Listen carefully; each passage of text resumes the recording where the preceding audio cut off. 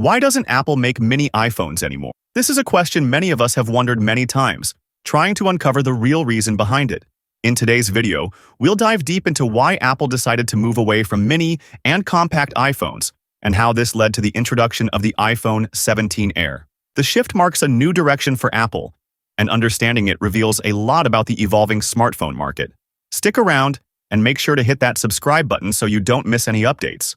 A decade ago, Apple introduced its first alternative phone size, moving away from simply offering the previous year's model at a discounted price. With the arrival of the iPhone 6 Plus, the era of different size options began, giving users the choice between a standard iPhone and a larger variant. Fast forward to today, Apple's lineup has evolved even further, including premium options like the Pro and Pro Max models. Back then, the market wasn't sure whether consumers would favor larger phones that might stretch the limits of portability or stick with smaller and pocket-friendly designs. Over the period, larger phones dominated the market, thanks to innovations in technology and design.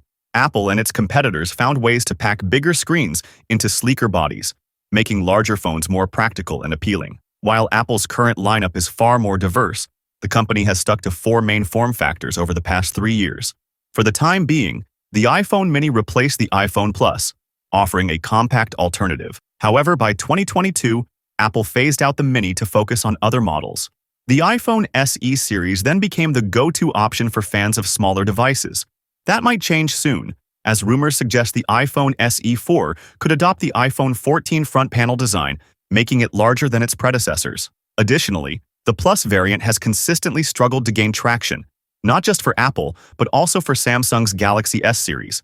Both companies appear to be moving away from the Plus model, aiming to replace it with a slimmer and more appealing device. Some tech experts have speculated this new edition could be branded as Air or Slim, signaling a fresh direction in smartphone design. So the iPhone mini had to step aside for a new contender to rise. Can you guess the name?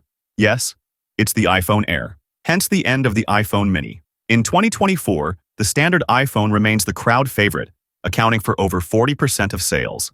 The Pro Max, with its larger screen and premium features, comes in second at 26%. The Pro, offering enhanced performance in a standard size, holds 19% of the market. Meanwhile, the iPhone Plus, with its larger size but standard processor, accounts for 13% share. Apple's evolution in form factors reflects its effort to cater to varying user preferences while keeping innovation at the forefront.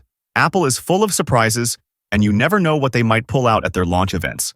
There's a chance we could see a smaller, compact device emerge as the iPhone 17 Air, offering something fresh for fans of compact designs. But what about the beloved mini iPhone? Do you think Apple will ever bring it back? Or has the era of truly small phones come to an end? Share your thoughts in the comments. We'd love to hear what you think. With that being said, I will see you guys in the next video.